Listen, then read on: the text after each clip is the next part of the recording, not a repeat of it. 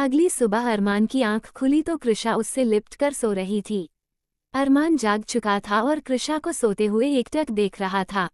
अरमान ने कृषा की तरफ देखकर सोचा, Krish get up, it's morning and I need to. Armaan बोल रहा था तभी कृषा ने नींद में ही कहा, नहीं ना अरमान, मुझे तुम्हारे साथ ही रहना है। मुझे अच्छा लगता है जब तुम मेरे साथ होते हो। कृषा ने अनजाने में अपने दिल की बात कह दी। कृषा की बातें सुनकर अरमान के फेस पर हल्की स्माइल थी। उसने कृषा के बालों को उसके कानों के पीछे करके कहा, अच्छा, पर मैंने तो तुमसे जबरदस्ती शादी की थी। तुम तो जाना चाहती थी ना अपने अर्जुन भैया के पास। वो तो मैं अब भी जाना चाहती हूँ। मैं इस दुनिया में सबसे ज्यादा प्यार उनसे करती हूँ, कृषा ने जवाब दिया। अरमान ने उससे ये जवाब एक्सपेक्ट नहीं किया था।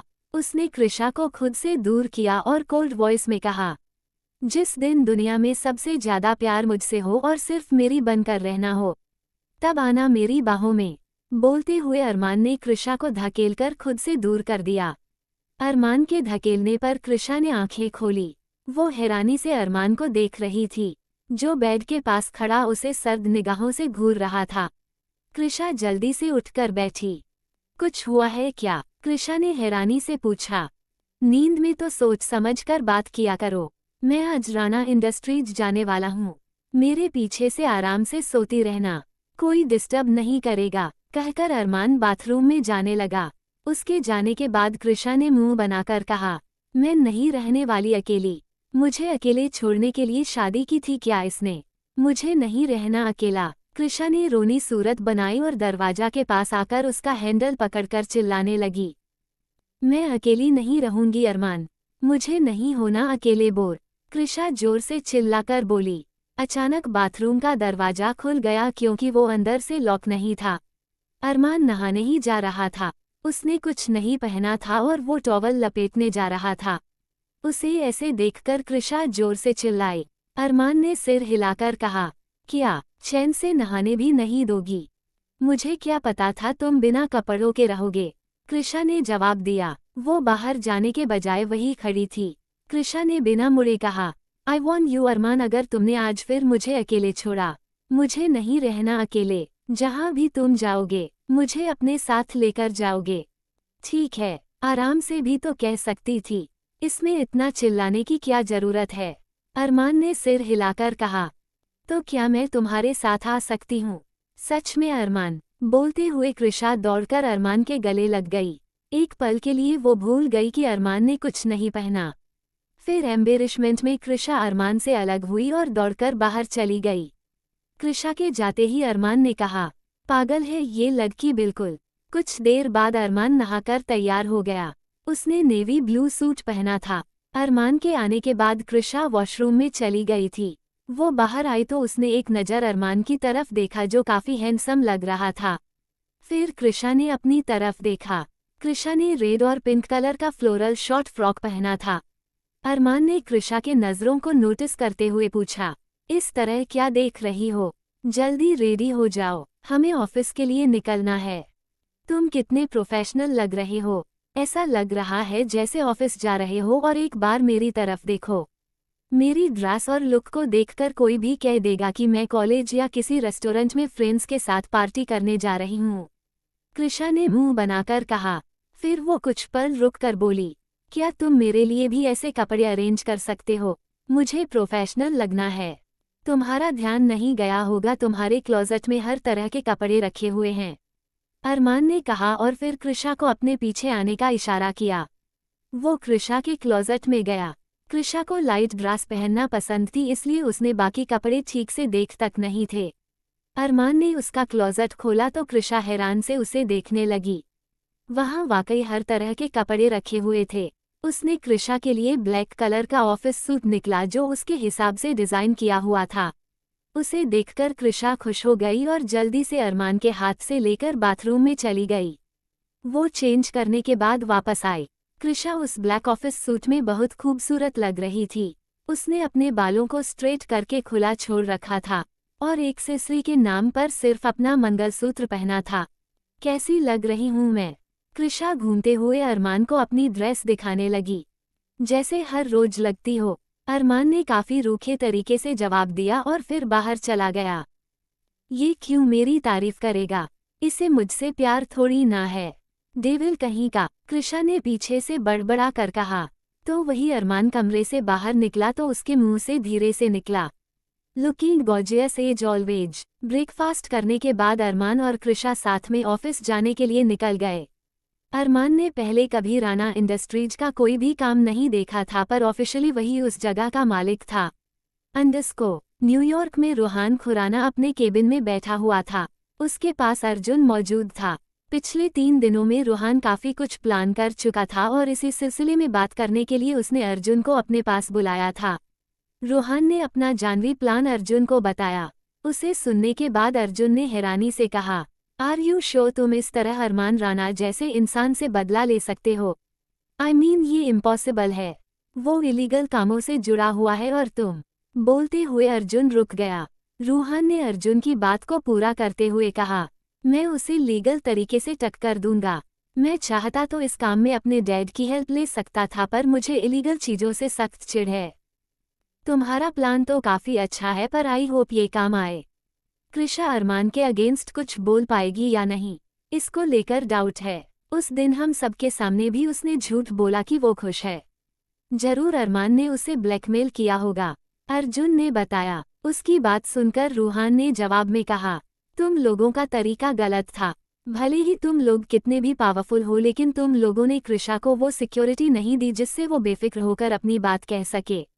मैं उसके लिए वो सिक्योरिटी अवेलेबल करवाऊंगा, जिसके बाद वो सिक्योर फील करेगी और ट्रस्ट मी, हम कृषा को वापस ले आएंगे। मुझे तुम पर पूरा यकीन है, तभी मैं तुम्हारे पास आया था, अर्जुन ने मुस्कुरा कर कहा। वहीं खुद पर अर्जुन का इतना विश्वास देखकर रूहान के चेहरे पर भी हल्की स्माइल थी। वो जवाब में बोला, बस यही भरोसा कायम रखना। अच्छा, मैं नेक्स्ट वीक अपने सारे काम खत्म करके इंडिया जा रहा हूँ। बस वहीं से हमारे अरमान राणा के खिलाफ जंग शुरू हो जाएगी। तुम मेरे साथ चलना चाहोगे? ऑफ कोर्स, इसमें पूछने जैसा तो कुछ नहीं है, अर्जुन ने बिना सोचे समझे हाँ कह दी। उसके बाद उन दोनों ने कुछ हल्की फुल्की बातें की और फिर अर्जुन वहां से चला गया। रूहान कृषा को फिर से पाने के लिए अरमान के खिलाफ जंग छेड़ने जा रहा था। उस अरमान राणा के खिलाफ, जिसके बारे में वो ठीक से जानता तक नहीं था। कृषा अरमान के साथ राणा इंडस्ट्रीज पहुंची। वहां सब अपने बॉस और लेडी बॉस के वेलकम के लिए एक जगह इकट्ठा थे। उनके मैनेजर मिस्टर व्यास ने ही सबको असेंबल किया था। वहां सबने उन दोनों को शादी के लिए बधाई दी। अरमान और कृषा काफी सारे बुकेज के साथ खड़े थे, जो उन्हें स्टाफ मेंबर की तरफ से मिले थे। अरमान और कृषा को ग्रीट करने के बाद सब अपने अपने काम पर लग गए। उनके जाते ही मिस्टर व्यास ने कहा, आइए सर, मैं ऊपर आपको आपके केबिन तक छोड़ देता हूँ। नो थैंक्स, अरमान ने सख्त आवाज में कहा। उसने नोटिस किया उसका कोई भी फैमिली मेंबर वहां मौजूद नहीं था। फिर अरमान ने मिस्टर व्यास से पूछा, वेयर इज शब्द? चाचू भी दिखाई नहीं दिए। मिस्टर एंड मिसेज राणा भी यहाँ नहीं है। चल क्या रहा है मेरी एब्सेंस में? अरमान के चेहरे के भाव देखकर मिस्टर व्यास घबरा गए। उन्होंने जल्दी से कहा, शब्द सर हमेशा टाइम से ऑफिस आते हैं, आज वो लेट आएंगे। उनका कॉल आया था। आपकी मॉम और डैड का आपको पता ही है, और विशाल सर और हरलीन मैम किसी मीटिंग के लिए गए हैं। मिस्टर व्यास ने जल्दी से उन सब का ब्यौरा दे दिया। शब्द लेट आएगा? स्ट्रेंज, वो तो कभी देर से नहीं आता, अरमान ने हैरानी जताते हुए कहा। फिर उसने कृषा की तरफ देखा जो वहां बोर हो रही थी। ठीक है, अब से सब काम मैं ही मैनेज करूंगा। एट लिस्ट जब तक मुंबई में हूं तब तक रोज ऑफिस आने की कोशिश करूंगा, कहकर अरमान कृषा का हाथ पकड़कर उसे ऊपर अपने फ्लोर पर ले जाने लगा। ऊपर जाते हुए अरमान ने मलिक को कॉल करके कहा, जानवी चौधरी कहाँ है, उसकी लोकेशन के बारे में बताओ।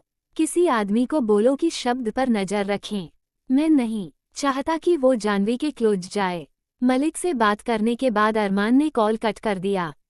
वो समझ गया था कि शब्द के लेट आने की वजह हो ना हो जानवी ही है, तो वही शब्द जानवी के साथ अपने घर में बिजी था।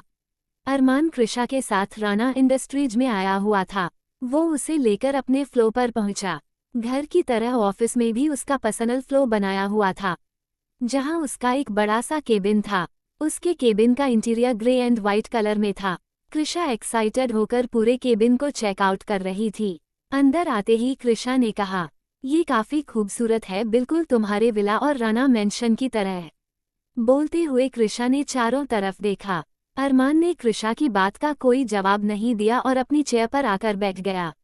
अंदर आते ही उसने लैपटॉप ऑन किया और उसमें कुछ देखने लगा। वही कृषा अभी भी केबिन की हर एक चीज को गौर से देख रही थी।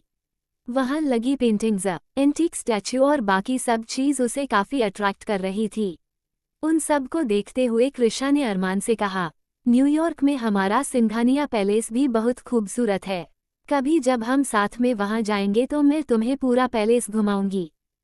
लेकिन मैं सिंघानिया पैलेस क्यों जाऊंगा? अरमान ने कृषा की तरफ बिना देखे कहा। उसका जानवी ध्यान अभी भी लैपटॉप में था। क्या पता कभी पहले की तरह हम दोनों के दादाजी के बीच सुलह हो जाए और फिर सब प्यार से रहने लगे। अगर ऐसा हो तो तुम मेरे घर पर चल सकते हो। कितना अच्छा होगा ना अगर सब पहले की तरह रहने लगे, बिल्कुल किसी हैप्पी फैमिली की तरह। कृषा ने मुस्कुराते हुए कहा। उसकी आंखों के सामने विजुअल्स आने लगे, जहां दोनों फैमिलीज प्यार से बैठी थी। इस बार कृषा की बात सुनकर अरमान ने उसकी तरफ अजीब नजरों से देखा और फिर आइज रोल करके कहा, अपने सपनों की दुनिया से बाहर आओ। ऐसा कभी नहीं होने वाला है। पता नहीं तुम इतनी अजीब क्यों हो, हर चीज में पॉजिटिविटी ढूंढती हो। क्योंकि नेगेटिविटी ढूंढने से हम भी नेगेटिव हो जाते हैं। अब तुम खुद को ही देख लो। तुम्हें याद है कभी तुमने ठीक से अच्छे से स्माइल कब किया था? जब देखो मरने मारने की बातें करते रहते हो। कृषा ने मुंह बिगाड़ कर कहा। उसने अरमान की तरफ देखा तो उसका पूरा ध्यान लैपटॉप में लगा हुआ था। कृषा को ये बात अच्छी नहीं लगी। वो अरमान के पास गई और लैपटॉप बंद करते हुए बोली, तुम मुझे यहाँ इसलिए लेकर आए थे कि मैं बोर ना हूँ। मुझसे बातें करो ना, काम क्यों कर रहे हो?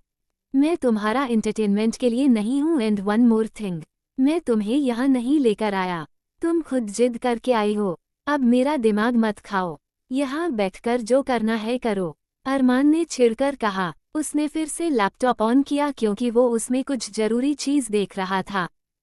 कुछ भी से तुम्हारा मतलब कुछ भी क्या? कृषा ने बच्चों की तरह कहा और फिर एक स्टैचू उठाकर उसे ऊपर हवा में कर लिया। फिर उसने तेज आवाज में कहा, देखने में एंटीक लगता है और काफी महंगा भी। क्या मैं इसे तोड़ दूं? तुमने ही कहा कुछ भी कर सकती हो। कृषा की बात सुनकर अरमान जल्दी से उठा और उसके हाथ से स्टैचू छीनकर नीचे रख दिया।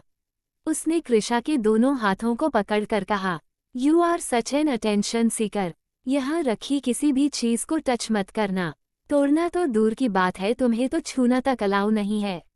बोलते हुए अरमान ने कृषा का हाथ छोड़ दिया और उसे सामने काउच पर बैठने का इशारा किया। कृषा चुपचाप वहां पर जाकर बैठ गई। अरमान के गुस्सा करने पर उसने आगे एक शब्द भी नहीं कहा और रूम की दीवार को एकटक देखने लगी। काफी देर तक उसकी आवाज न आने पर अचानक अरमान का ध्यान कृषा पर गया। अरमान ने गहरी सांस लेकर छोड़ी और कृषा से कहा, अच्छा बताओ तुमने किस फील्ड में अपना एजुकेशन किया है? डिजाइनिंग। मैंने इंटीरियर डिजाइनिंग में अपने स्टडी कंप्लीट की है। कृषा ने जवाब दिया, लेकिन उसने अरमान की तरफ अभी भी नहीं देखा था। वो उससे नाराज हो गई थी। अरमान अपनी जगह से उठकर आया और कृषा के पास आकर बैठ गया।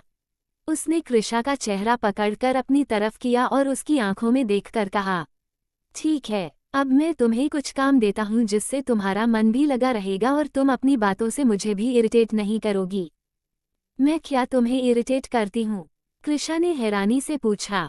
यस ऑफ कोर्स, अरमान ने झट से जवाब दिया। फिर वो कुछ पल रुक कर बोला, राना इंडस्ट्रीज नए अपार्टमेंट्स डिजाइन करती है, उनमें इंटीरियर का भी काम होता है। मैं तुम्हें एक खाली बिल्डिंग का मैप देता हूँ, तुम्हें उसके अंदर डिजिटल इंटीरियर का काम करना है। अगर तुम ये करने में सक्सेसफुल हो गई तो समझ लेना तुम्हें एक काम मिल जाएगा। इसी बहाने तुम्हारा मन लगा रहेगा और मुझे भी पता चल जाएगा कि तुम्हें सच में कुछ आता है। अब तक अरमान ने कृषा की बच्चों जैसी हरकतें ही देखी थी। उसे यही लगता था कि कृषा को कुछ नहीं आता होगा। ये एक तरह टेस्ट था जो अरमान कृषा की काबिलियत जानने के लिए कर रहा था। कृषा ने उसकी बात पर हामी भरी। उसके बाद अरमान उठकर गया और ड्रॉर से एक आईपैड निकालकर कृषा को थमा दिया। उसने आईपैड में एक फ्लैट का मैप कृषा को दिया। ये किसी मोबाइल गेम को तरह था जहां कृषा को एक फ्लैट का इंटीरियर डिजाइन करना था। कृषा कुछ देर तक उसमें लगी नहीं, लेकिन उससे हो नहीं पा रहा था। कृषा की अभी अभी एजुकेशन कंप्लीट हुई थी और उसने कहीं पर इंटर्नशिप नहीं की थी। जब उससे नहीं हुआ तो वो चिढ़कर अरमान से बोली, जब तक मैं बिल्डिंग देख नहीं लेती तब तक मुझे समझ नहीं आएगा। अब अगर तुम मुझे इस केबिन का इंटीरियर चेंज करने को कहो तो मैं डिज़ाइन कर सकती हूँ, पर बिना देखे मुझे नहीं हो पाएगा। इसमें मुझे कुछ समझ नहीं आ रहा। साफ साफ कहो ना, तुमसे कुछ हो नहीं रहा। अरमान ने सिर हिलाकर कहा। कृषा को उसकी बात अच्छी नहीं लगी तो वो उठ उसके पास गई और अरमान के बिल्कुल करीब आकर बोली, अच्छा इतनी जल्दी जज कर रहे हो? एक बार मेरी जगह पर आकर सोचो। रुको, तुम्हें अच्छे से समझाती हूँ। मान लो कि तुम्हें किसी का मर्डर करना हो, लेकिन तुमने उसकी शक्ल तक नहीं देखी हो, तो तुम उसे कैसे मारोगे? उसकी फोटो देखकर अरमान ने झट से जवाब दिया और फिर आगे कहा, अब ये मत कहना कि तुम्हारे पास किसी तरह की फोटो नहीं है।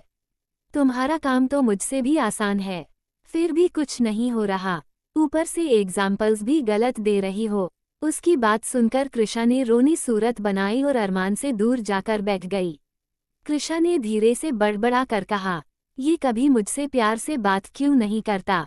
ओके, आई एग्री कि हम दोनों की फैमिलीज के बीच नहीं बनती, पर इसका मतलब ये तो नहीं कि ये मुझसे इस तरह बात करें। वाइफ हूँ मैं इसकी। मुझे कहता है कि मैं क्लोज जाने की कोशिश नहीं करती हूँ। मैं क्लोज जाने की कोशिश करती हूँ तो ये मुझे खुद से दूर भेज देता है। इस तरह रूडली बात करके। डेविल कहीं का। कृषा ने अपनी तरफ से धीरे से बात की थी, लेकिन अरमान उसे मनाने के लिए उसके पास आ रहा था और उसने उसकी सारी बातें सुन ली। अरमान को सब डेविल ही रहते थे और उसे अपने ये पर्सनैलिटी पसंद भी थी, पर न जाने क्यों आज कृषा के मुंह से अपने लिए डेविल शब्द सुनकर अरमान को अच्छा नहीं लगा और उसने गुस्से में अपने मुट्ठियां बांध ली। अरमान के कदम वहीं रुक गए। वो कृषा से कुछ ही दूर खड़ा था और उसने वहीं से कहा, तुम्हें लाइव सब कुछ देखना है ना? अब तक तो मैंने टाइम पास के लिए तुम्हें काम दिया था, लेकिन अब मैं सच में तुम्हारा पोटेंशियल देखना चाहता हूँ। मैं तुम्हें एक अपार्टमेंट में लेकर चलता हूँ। वहाँ का इंटीरियर देखना और उस हिसाब से मैं तुम्हें नया प्रोजेक्ट दूंगा। अगर तुम अपने काम में फेल हुई तो तुम्हें पता चल जाएगा कि मैं सच में डेविल हूँ या तुम्हारा हस्बैंड। बोलते हुए अरमान का लहजा काफी सर्द था, जिससे कृषा घबरा गई। वो मैं, ऐसे ही, मैं तो वह। कृषा हड़बड़ाते हुए अपनी बात पूरी करने की कोशिश कर रही थी, तभी अरमान ने कहा, बाद में घबरा लेना, चलो चलते हैं। अपनी बात कहकर अरमान तेज कदमों से बाहर जाने लगा। वही कृषा उसको मैच करने के लिए दौड़ते हुए उसके पीछे आ रही थी। अरमान कृषा से थोड़ा आगे चल रहा था और उसके दिमाग में काफी कुछ चल रहा था। उसने अपने मन में कहा, तुम्हें ऐसा क्यों लगा कि तुम मुझसे कुछ छुपा पाओगे? मैं डेविल हूँ और हर तरफ मेरी नजरें रहती है। चलो आज तुम्हें सरप्राइज दिया जाए। अरमान के फेस पर इविल स्माइल थी और वो कृषा को साथ लेकर कहीं जा रहा था। अंडरस्को। दूसरी तरफ शब्द जानवी के साथ अपने अपार्टमेंट में मौजूद था। उसने जरूरी काम का बहाना बनाकर ऑफिस से हाफ डे का लीव लिया था। शब्द और जानवी दोनों किचन में साथ में कुकिंग कर रहे थे। शब्द और जानवी केक बेक कर रहे थे। जानवी ने अपने बालों को बन के रूप में बांध रखा था और उसके फेस पर हल्का सा फ्लो भी लगा हुआ था, जिसमें वो क्यूट लग रही थी। शब्द ने जानवी को पीछे से हग किया और उसके कंधे पर किस करके कहा, ये केक डेफिनेटली वर्ल्ड का बेस्ट केक बनने वाला है, क्योंकि इसे हम दोनों ने मिलकर जो बनाया है। ऑफ कोर्स बेस्ट बनेगा भाई, दो बेहतरीन शेफ जो इसे बना रहे हैं। बोलते हुए जानवी हंस पड़ी। फिर उसने केक का बैटर लिया और धीरे से शब्द की नाक पर लगा दिया। यू आर रियली बैड, शब्द चिढ़ते हुए बोला और अपनी नाक साफ करने लगा।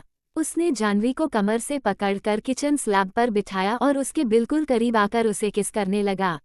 दोनों कुकिंग कम रोमांस ज्यादा कर रहे थे। जानवी और शब्द दोनों ही एक दूसरे के कंपनी को काफी अच्छे से एंजॉय कर रहे थे।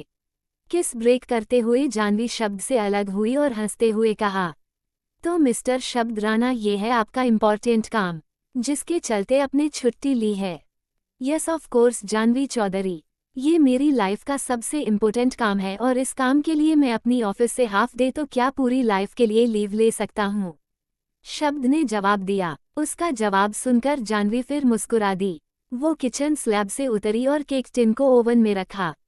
जानवी ने अलार्म सेट किया और शब्द की तरफ देखकर कहा, देखो अब मुझे बिल्कुल डिस्टर्ब मत करना। इस स्टेज पर मेरा पूरा ध्यान ओवन पर होना जरूरी है। तुम ऐसा करो, व्हिपिंग क्रीम तैयार कर लो। एज यू से मैडम, शब्द ने अपने बालों में हाथ घुमा कर कहा और जानवी के बताए हुए काम में लग गया। लगभग आधे घंटे में उनका केक बेक हो चुका था।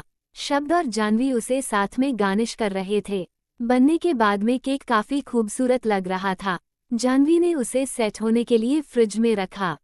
इसे तैयार होने में थोड़ा टाइम लगेगा, तब तक थोड़ा रोमांस हो जाए, शब्द ने मुस्कुराकर कहा और फिर जानवी को अपनी गोद में उठा लिया।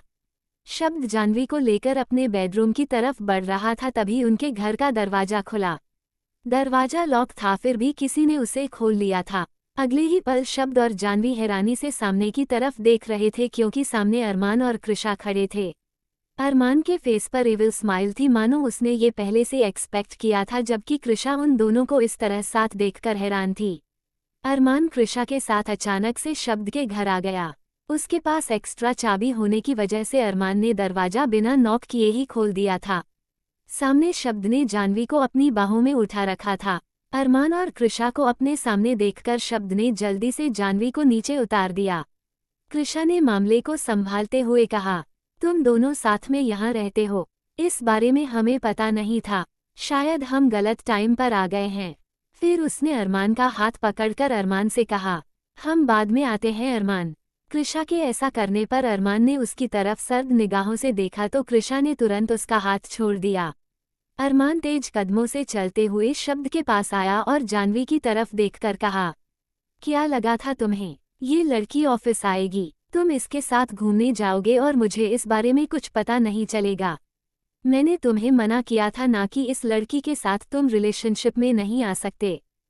और मैं तुम्हारी बात क्यों मानूं?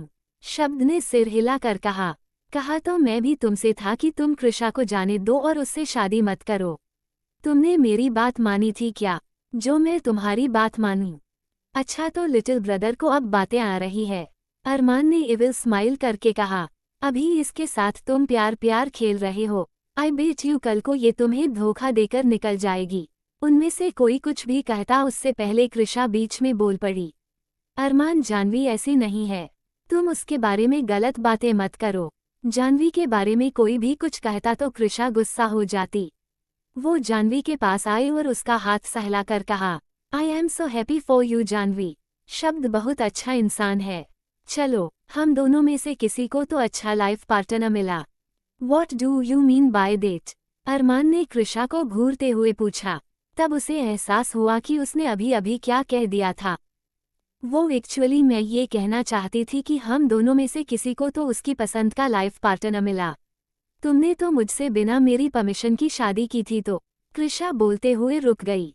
उसे एहसास हुआ कि वो बात को संभालने की बजाय और बिगाड़ रही है। अरमान कृषा को कुछ ना कहे, इसलिए शब्द ने उसका साथ देते हुए कहा, तुम इस तरह घबरा क्यों रही हो कृषा? अभी अभी तुमने कहा उसमें गलत क्या था?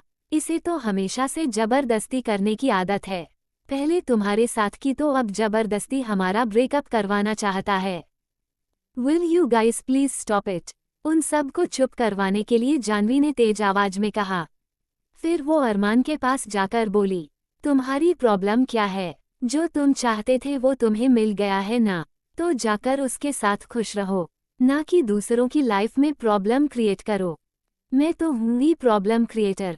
जानती हो ना, सब मुझे डेविल के नाम से जानते हैं और डेविल का काम दूसरों की खुशियाँ तबाह करना होता है। फिर तुम दोनों को खुश कैसे देख सकता हूँ? मुझे शब्द से मुझे कोई प्रॉब्लम नहीं है, पर तुम्हें इसके साथ नहीं रहने दूंगा। अरमान ने हल्की सख्त आवाज में जवाब दिया। जानवी और अरमान ने बहस होती उससे पहले कृषा ने अरमान का हाथ पकड़ा और इस बार उसे बाहर ले जाने लगी। मुझे बहुत भूख लगी है अरमान, चलो बाहर चलकर कुछ खाते हैं। अरमान समझ गया था कि कृषा क्या करने की कोशिश कर रही है। वो वहीं पर रुका और फिर शब्द और जानवी की तरफ देखा। दोनों ने ही अप्राण बंद रखा था। अरमान ने उन दोनों की तरफ देखकर कहा, बाहर जाने की क्या जरूरत है? इन दोनों ने अप्राण पहन रखा है, इसका मतलब जरूर कुक किया होगा। बोलते हुए अरमान किचन एरिया की तरफ गया। उसने सब कुछ इधर उधर करके देखा। कुछ न मिलने पर अरमान ने रेफ्रिजरेटर खोलकर देखा जहां पर केक रखा हुआ था। अरमान ने उसे बाहर निकाला और फिर कृषा को आवाज लगाकर कहा, केक खाना चाहोगी कृष? कृषा ने उसकी बात का कोई जवाब नहीं दिया। उसे शब्द और जानवी के सामने काफी शर्मिंदगी महसूस हो रही थी। शब्द ने उसके चेहरे के भावों को पढ़ते हुए कहा, डोंट गेट एम्बेरेस्ड। वो अरमान राणा है और बचपन से ही उसे ऐसी हरकतें करने की आदत है। तुम्हें भूख लगी है तो तुम कुछ खा लो। ज्यादा मत सोचो कृषा, मैं तुम्हें बचपन से जानती हूँ। तुम ऐसा क्यों कर रही हो? मुझे अच्छे से समझ आ रहा है। तुम्हें उसे यहाँ से ले जाने की कोई जरूरत नहीं है। चलो साथ में बैठकर लंच करते हैं। जानवी ने हल्का मुस्कुरा कर कहा। फिर उसने कृषा का हाथ पकड़ा और उसे डाइनिंग एरिया में ले गई। अरमान वहां से पहले से मौजूद था और उसने केक कट तक कर लिया था। जानवी उसे खा जाने वाली नजरों से घूर रही थी पर अरमान का उस पर कोई फर्क नहीं पड़ा। उसने केक का एक पीस उठाया और कृषा के मुंह की तरफ बढ़ाकर कहा, शुगर थोड़ा ज्यादा है और केक ठीक से मॉइस्ट नहीं है, फिर भी एडजस्ट किया जा सकता है। लो खाओ बेबी। बोलते हुए अरमान ने जबरदस्ती कृषा के मुंह में केक का पीस डाल दिया। जानवी हैरानी से अरमान की तरफ देख रही थी। वो कुछ पूछती उससे पहले शब्द ने उसे दबी आवाज में कहा, इसमें इतना हैरान होने की जरूरत नहीं है। वो अरमान है और उसे सब कुछ आता है। केक खाने के बाद अरमान की कृषा को वहां से लेकर जाने लगा। जाने से पहले उसने शब्द से कहा, टॉपिक अभी खत्म नहीं हुआ है, कल से ऑफिस टाइम पर आ जाना। फिर जाते वक्त अरमान को याद आया कि जब उसने दरवाजा खोला तो शब्द ने जानवी को अपनी बाहों में ले रखा था। याद आते ही अरमान ने कृषा को अजीब नजरों से देखा और दबी आवाज में कहा, ये ही इतनी स्लो है या जानवी चौधरी कुछ ज्यादा ही स्मार्ट? फिर अरमान कृषा का हाथ पकड़कर उसे बाहर ले आया। दोनों गाड़ी में थे। गाड़ी में आते ही कृषा ने चौंकते हुए कहा, आखिर प्रॉब्लम क्या है तुम्हारी? तुम्हें पहले से पता था कि शब्द जानवी के साथ उस फ्लैट में है, तब तुम जानबूझकर मुझे यहाँ लेकर आए ना? यस ऑफ कोर्स, मैंने सब कुछ जानबूझकर किया। अभी मैंने उनसे ज्यादा बात नहीं की क्योंकि मैं उनके रोमांटिक मोमेंट्स खराब नहीं करना चाहता था। इसका मतलब ये नहीं कि मैंने उनके रिलेशनशिप को एक्सेप्ट कर लिया है।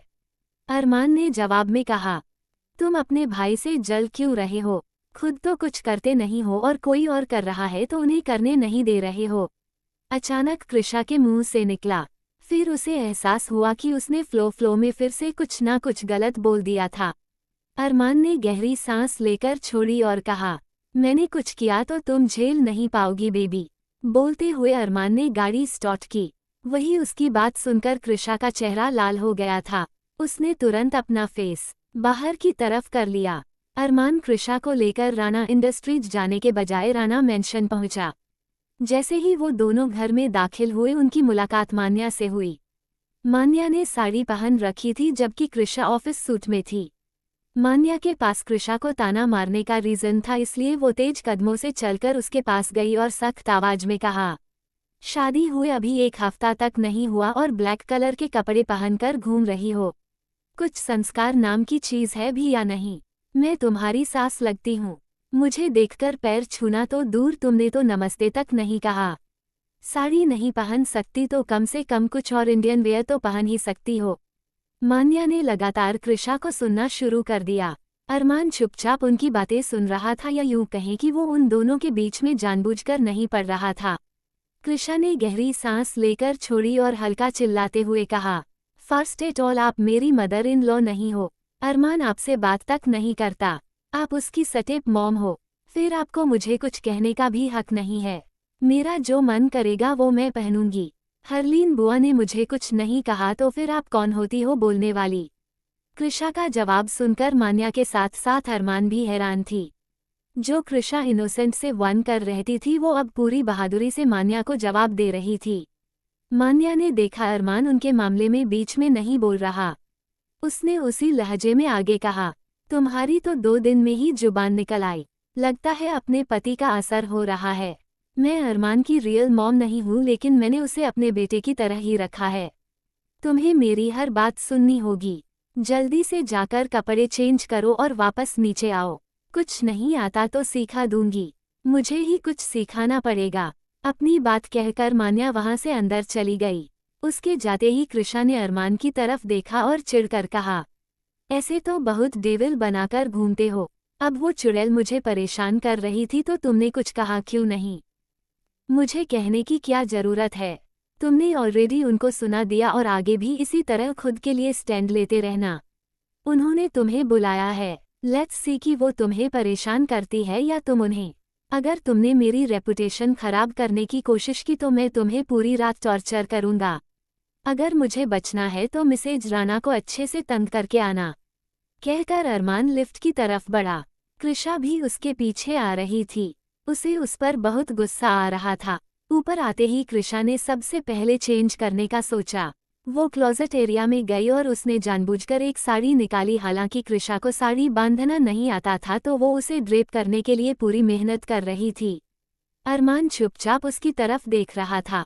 काफी देर बाद भी कृषा से साड़ी ड्रेप हुई तो अरमान उसके पास गया और धीमी आवाज में कहा, चुपचाप सीधी खड़ी रहो, इतना हिलोगी तो नहीं होने वाला।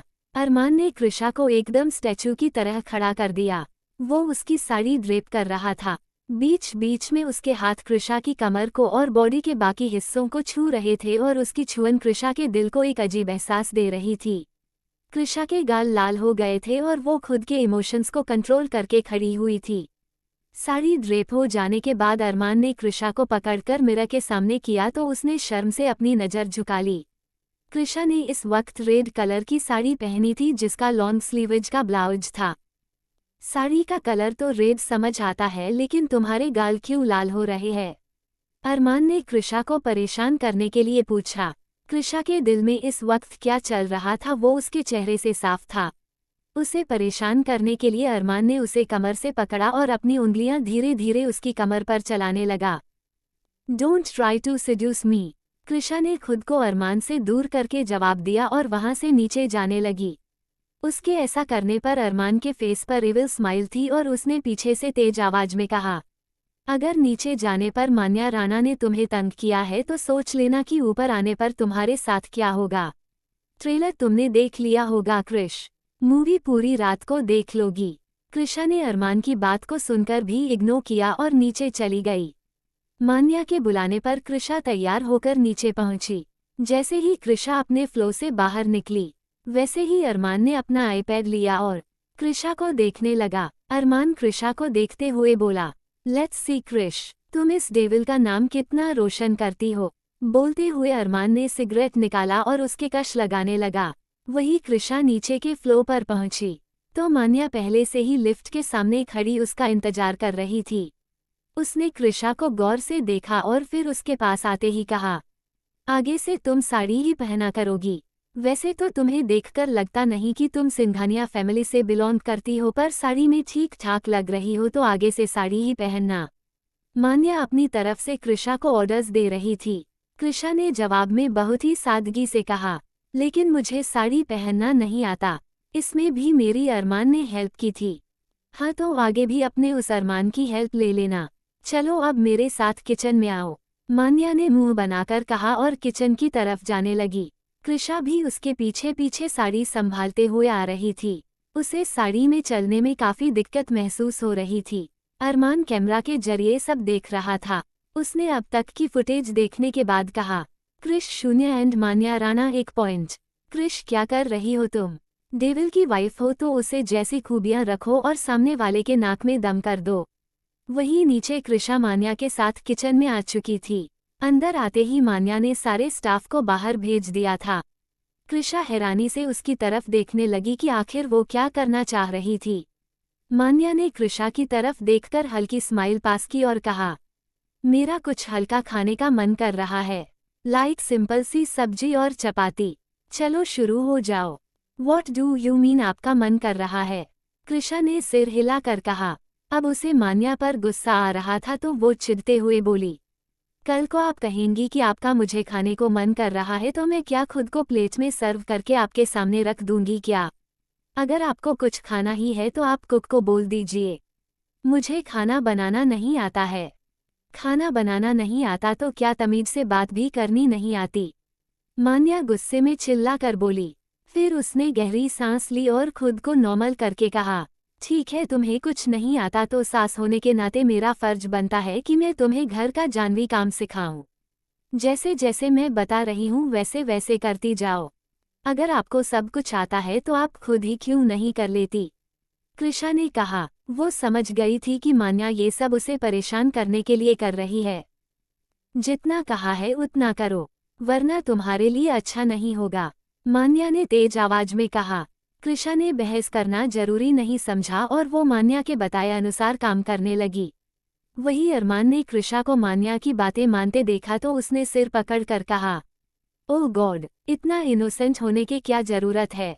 अब तक अच्छे से जवाब दे रही थी पर अब क्यों झुक रही हो तुम? तुम्हें सबसे लड़ना सीखना होगा कृष। मैं हर बार तुम्हारा साथ नहीं दे सकता। सोस कोई कृष एक एंड मान्या राना दो।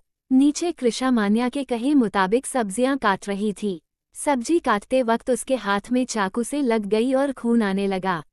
मान्या को उससे कोई फर्क नहीं पड़ा जबकि कृषा जल्दी से बेसिन के पास आकर घाव को धोने लगी। उसे ऐसा करते देख मान्या ने सार्कास्टिक वे में कहा, एक छोटा सा काम दिया था वो भी ठीक नहीं कर पा रही हो। पता नहीं अरमान ने क्या सोचकर तुमसे शादी की होगी। बोलते हुए मान्या ने उसे बैंडेज निकाल कर दी जो किचन के किसी ड्रोर में रखी हुई थी। कृषा को मान्या की बातों का बहुत बुरा लग रहा था। उसने पानी से अपने घाव को साफ किया और उस पर बैंडेज लगा ली। कृषा वहां से जाने को हुई तभी मान्या ने उसका हाथ पकड़कर कहा, वैसे इतनी गहरी चोट भी नहीं है। सब्जियों को तुम चॉपर से कट कर सकती हो और आटा लगाने के लिए डो मेकिंग मशीन मिल जाएगी। बोलते हुए उसने कृषा को चॉपर और डो मेकर पकड़ा दिया। कृषा को उस पर बहुत गुस्सा आ रहा था। ये सब चीजें वो उसे पहले भी दे सकती थी। जैसे जैसे मान्या बता रही थी वैसे वैसे कृषा ने मुश्किल से सब्जियां कट की और आटा लगाया। जो काम 15 मिनट का होता है वो तुमने पूरे 40 मिनट में पूरा किया है। इतनी देर में तो किसी भी इंसान की भूख मर जाए। चलो अब कोई रेसिपी वीडियो निकालो और जल्दी से बनाकर मेरे रूम में ले आना। कहकर मान्या वहां से अपने कमरे में चली गई। जाते वक्त वो कुक और बाकी स्टाफ को स्ट्रिक्ट इंस्ट्रक्शन देकर गई थी कि कोई भी किचन में कृषा के बाहर निकलने से पहले कदम भी नहीं रखेगा। कृषा ने वहां रखे टैबलेट में रेसिपी वीडियो लगाया और सब्जी बनाने की कोशिश करने लगी। मन तो कर रहा है इसमें जहर मिला दूं ताकि खा पीकर इसका काम तमाम हो, पर मैं ऐसा नहीं कर सकती। Because I am not the bad one. बोलते हुए कृषा की नज़र स्पाइसेस पर पड़ी। फिर उसके चेहरे पर इविल स्माइल आ गई। कृषा ने न जाने क्या सोचकर उसमें काफ़ी जानवी मसाला डाल दिया।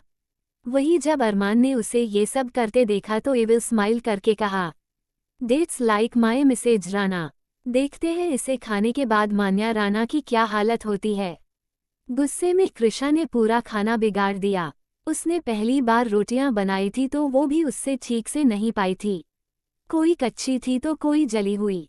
गलती से भी कोई भी रोटी गोल नहीं थी। खाना बनाने के बाद कृषा ने उसे एक प्लेट में सर्व किया और उसके साथ एक बड़ा सा नोट लिखकर हाउस हेल्पर के हाथों मान्या के कमरे में पहुंचा दिया। हाउस हेल्पर खाना लेकर मान्या के पास पहुंचा तो वो खाना देखकर उसे बहुत गुस्सा आया।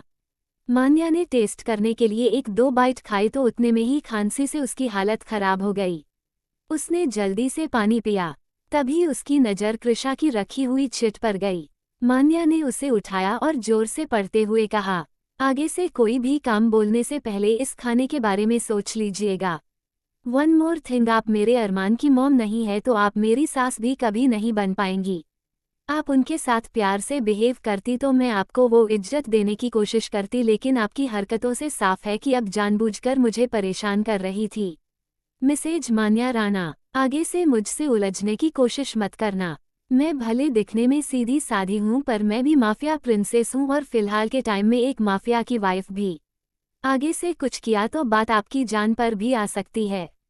उसे पढ़ने के बाद मान्या ने गुस्से में उस पेपर को क्रश किया और उसे फेंकते हुए जोर से चिल्लाई, ये 2 कौड़ी की लड़की मुझे धमकी दे रही है, मान्या ने कहा और पैर पटकते हुए खाने की प्लेट के साथ बाहर आई ताकि उसे लेकर वो तमाशा बना सके। वही कृषा वापस अपने फ्लो पर चली गई। कृषा जब लिफ्ट से बाहर निकली तो अरमान ने उसे खींचकर अपने करीब कर लिया। क्या बात है, तुमने तो एक ही वार में उन्हें कड़ाके की हार दे दी। पहले मुझे लगा कि तुम कुछ नहीं कर पाओगी लेकिन तुम्हारा आखिरी वार ऑन पॉइंट था। अरमान ने मुस्कुराते हुए कहा।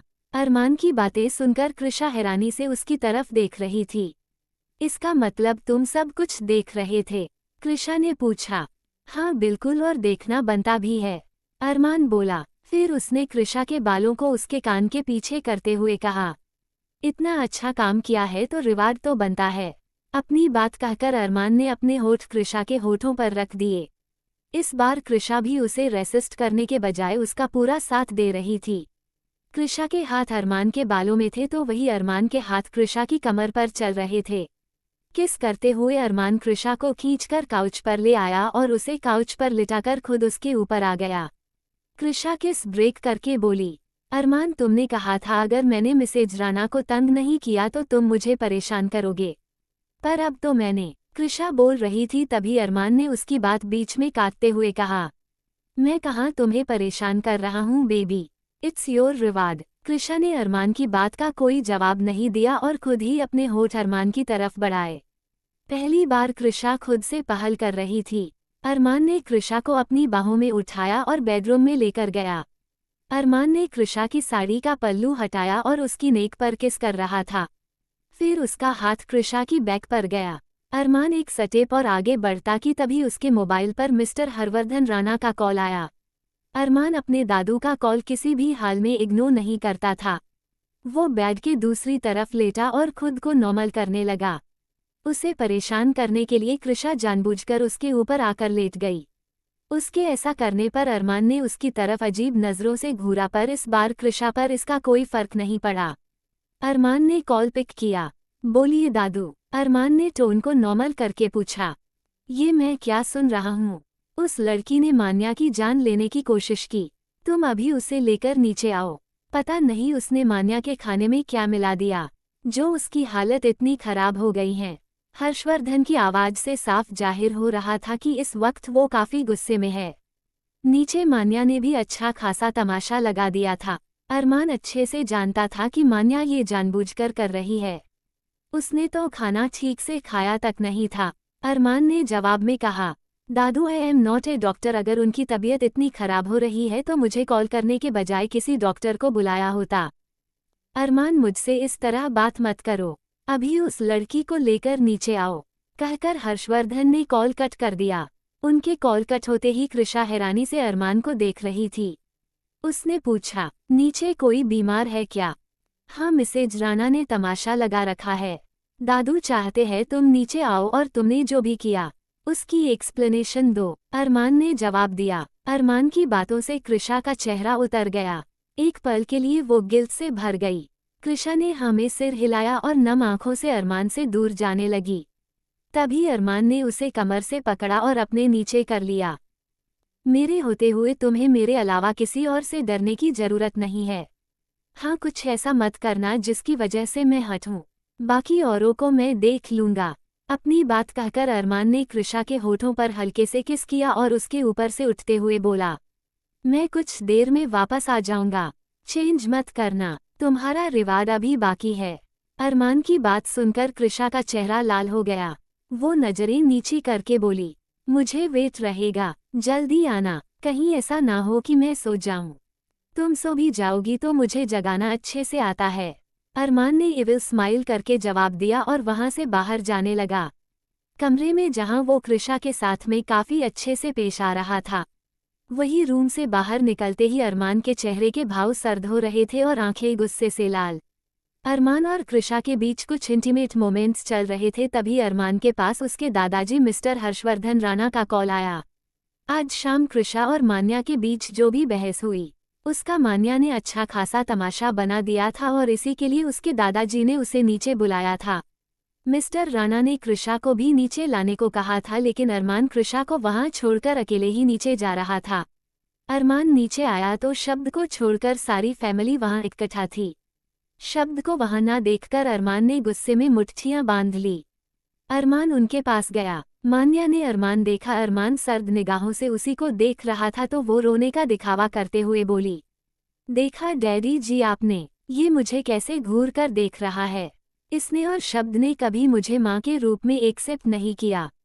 शब्द एटलीस्ट मुझसे तमीज से तो बात करता है, लेकिन अरमान हमेशा बदतमीजी से बात करता है। अब इसने यही सब अपनी वाइफ को भी सिखा दिया है। मान्या ने कब से इसी बात की रट लगा रखी थी।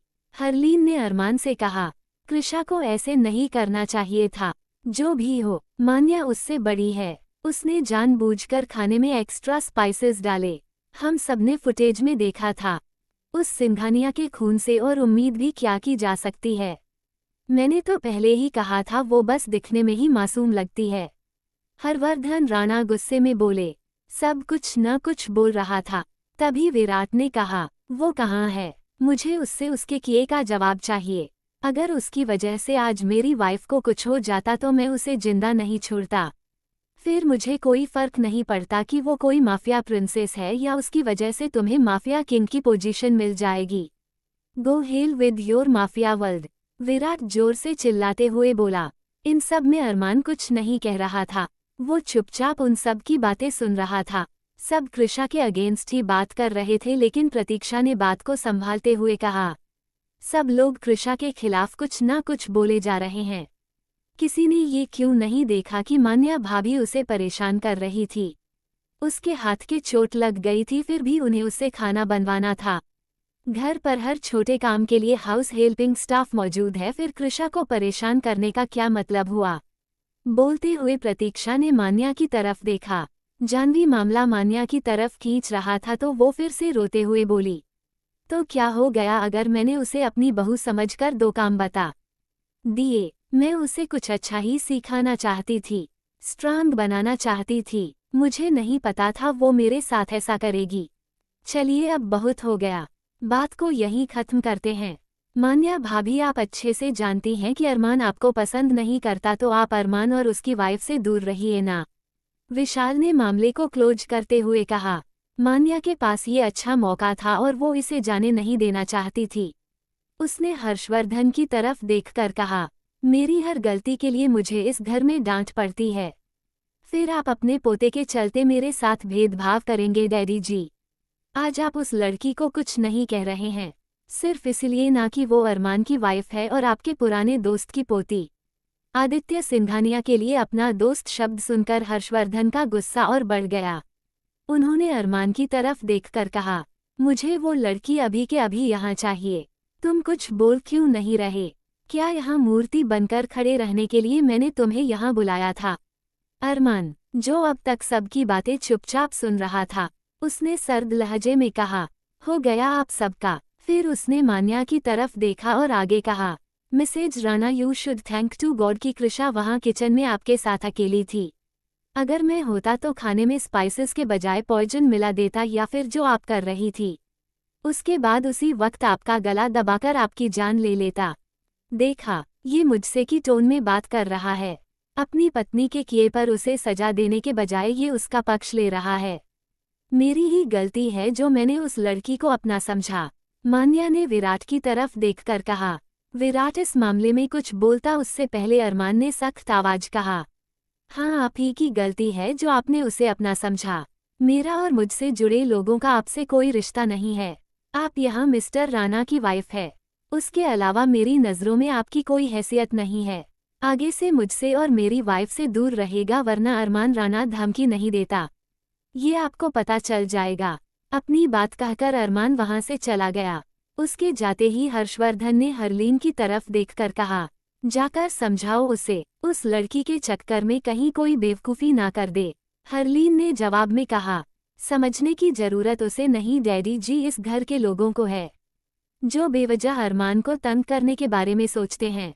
कृषा का सहारा लेकर अरमान को चोट पहुंचाने की कोशिश कर रहे हैं, जबकि इसका अंजाम क्या होगा इससे वो अच्छी तरह वाकिफ है। हरलीन का सीधा सीधा इशारा मान्या की तरफ था। मान्या ने उसके आगे कुछ नहीं कहा और पैर पटकते हुए वहां से कमरे में चली गई। उसे मनाने के लिए विराट भी उसके पीछे पीछे गया और फिर पूरी फैमिली अपने अपने कमरे में जा चुकी थी। नीचे सबसे बात करने के बाद अरमान ऊपर के फ्लोर पर पहुंचा। कृषा वहां परेशानी में इधर उधर वो कर रही थी। अरमान के आते ही कृषा दौड़कर उसके पास गई और कहा, नीचे सब ठीक है ना? मिसेज राणा की तबीयत ज़्यादा तो खराब नहीं हुई ना? आई प्रॉमिस मैं आगे से ऐसा कुछ नहीं करूंगी। अरमान शांति से कृषा के चेहरे की तरफ देखकर उसकी बातें सुन रहा था।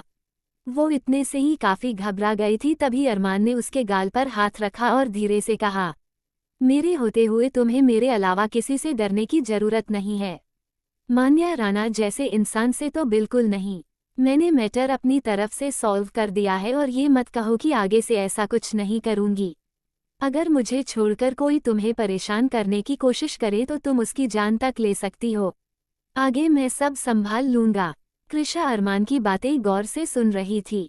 फिर उसने हैरानी भरा चेहरा बनाया और कहा, ऐसे कौन किसी को समझाता है? तुम मुझे समझा रहे हो या डरा रहे हो? ये कौन कहता है कि मेरे अलावा किसी से डरने की जरूरत नहीं है? मेरे अलावा तुम्हें कोई परेशान नहीं कर सकता। अरे तुम मेरे हस्बैंड हो या दुश्मन? हूँ तो हस्बैंड ही, लेकिन तुम पर डिपेंड करता है कि हस्बैंड बनाना है या दुश्मन। अरमान ने सिर हिलाकर कहा। कृषा ने हाँ में सिर हिलाया। फिर उसने अरमान की आंखों में देखकर कहा, मुझे नींद आ रही है अरमान। हाँ तो सो जाओ, चलो साथ में सोते हैं। अरमान ने कृषा को परेशान करने के लिए कहा। कृषा उसकी तरफ तिरछी निगाहों से देख रही थी। आखिरी बार वो दोनों लगभग एक दूसरे के होने ही वाले थे। अरमान ने उसकी नज़रों को पढ़ते हुए कहा, ऐसे मत देखो। किसी प्यारे इंसान ने कहा था हर चीज में जबरदस्ती सही नहीं होती। कहकर अरमान ने कृषा के फहद पर किस किया। उसके बाद अरमान ने कृषा को अपनी बाहों में उठाया और रूम में ले जाने लगा। कृषा ने अपने दोनों हाथ अरमान के गले में डाल रखे थे। अरमान बेड के पास पहुंचा ही था कि तभी कृषा ने धीमी आवाज में कहा, अरमान, मैंने चेंज नहीं किया। कोई बात नहीं, तुम्हें इसमें नींद आ जाएगी बेबी। बोलते हुए अरमान ने कृषा को बेड पर लेटा दिया और खुद भी उसके पास आकर लेट गया। अरमान ने इशारे से कृषा को अपने पास आने का कहा तो कृषा उसके करीब गई और अरमान के सीने पर सिर रखकर सो गई। कुछ ही देर में कृषा नींद के आगोश में थी और अरमान उसके चेहरे को एकटक देख रहा था। अचानक अरमान के फेस पर इविल स्माइल आ गई और उसने अपने मन में कहा, इतना आसान रहेगा सोचा नहीं था। You are falling for me Krish. अभी तो सिर्फ शुरुआत है।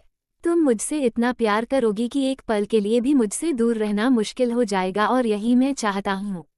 तुम्हें मुझसे दूर करने के लिए यहाँ सभी बैठे हैं। जब तक तुम मुझसे प्यार नहीं करोगी तब तक मुझे ये डर रहेगा कि कोई तुम्हें मुझसे छीन कर ले जाएगा। मुझे कुछ भी करके तुम्हारे प्यार को तड़प में बदलना है कृष, ताकि तुम चाहकर भी मुझसे दूर ना जा पाओ। अरमान कृषा की फीलिंग को समझ पा रहा था। वो जानबूझकर उन दोनों के बीच थोड़ी दूरी बनाकर रखता था ताकि कृषा का प्यार उसकी तड़प में बदल जाए और वो अरमान से दूर होने के बारे में सोचे भी ना। अगली सुबह अरमान की आंख खुली तो कृषा उसकी बाहों में नहीं थी। वो पहले ही उठ चुकी थी। अरमान कृषा को ढूंढते हुए बाहर आया तो कृषा अरमान के जिम एरिया में थी। कृषा वहां एक्सरसाइज कर रही थी। उसने अरमान को देखते ही मुस्कुराकर गुड मॉर्निंग कहा। अरमान ने उसकी बात का कोई जवाब नहीं दिया और उसके पास आकर उसे खींचकर अपने पास कर लिया। फिर अरमान ने सर्द आवाज में कहा, आगे से तुम मुझसे पहले नहीं उठोगी। जब भी मैं आंख खोलूं तो तुम मुझे मेरी आंखों के सामने चाहिए। कृषा ने हाँ में सिर हिलाया। फिर अरमान ने उसे छोड़ दिया। कृषा फिर से जाकर एक्सरसाइज करने लगी तो वही अरमान भी एक मशीन पर कार्डियो कर रहा था। एक्सरसाइज करने के बाद कृषा नहाने चली गई। अरमान वहां बैठकर प्रोटीन शेक पी रहा था तभी उसके पास मलिक का कॉल आया। अरमान ने कॉल पिक करके कहा, इतनी सुबह तुमने मुझे किसी गुड न्यूज़ देने के लिए तो कॉल किया नहीं होगा। जल्दी बताओ क्या हुआ है। मलिक के चेहरे पर परेशानी के भाव थे और उसके हाथ में एक एनवेल्प था। उसने उसकी तरफ देखकर कहा, सर एक लीगल नोटिस आया है और आपके खिलाफ किसी ने पुलिस कंप्लेंट की है। जहां मलिक उस नोटिस की वजह से परेशान था वहीं अरमान को उससे कोई फर्क नहीं पड़ा। उसने तिरछा मुस्कुराते हुए कहा, अच्छा और ये बेवकूफ़ी किसने की है? जिसने भी की है क्या उसे इतना भी पता नहीं कि मेरे सारे इलीगल काम भी लीगल तरीके से होते हैं? इस बार कंप्लेंट आपके किसी काम को लेकर नहीं है बल्कि पर्सनल मैटर को लेकर है, मलिक ने बताया। जैसे ही मलिक ने बात पर्सनल होने की कही तो अरमान चौंक गया। उसने हैरानी से कहा, रियली? किसी को क्या मेरी प्रॉपर्टी में हिस्सा चाहिए? जो उसने ये लीगल नोटिस भेजने जैसी बेवकूफ़ी की है। चलो जल्दी बताओ कि इसमें क्या लिखा है। मलिक ने उसे पढ़ते हुए कहा, सर ये नोटिस किसी रूहान खुराना ने भेजा है, जिसका ये कहना है कि आपने उसके मंगेतर के साथ जबरदस्ती शादी की है। आप मेरे कहने का मतलब समझ रहे हैं ना? यहाँ कृषा सिंघानिया की बात हो रही है। उस आदमी का कहना है कि उसकी और कृषा की शादी पहले से ही फिक्स थी और अपने कृषा को किडनैप करके उसकी मर्जी के खिलाफ उससे शादी की है। कृषा राणा मलिक। कृषा अरमान राणा है वो। अरमान ने सर्द आवाज में कहा। पहली बार कृषा की तरफ से किसी लड़के का नाम निकलकर आया था, ऊपर से वो उसका मंगेतर होने का दावा कर रहा था। कृषा का नाम किसी और के साथ जुड़ा हुआ देखकर अरमान गुस्से में उसी वक्त कृषा से बात करने के लिए अपने कमरे की तरफ बढ़ा।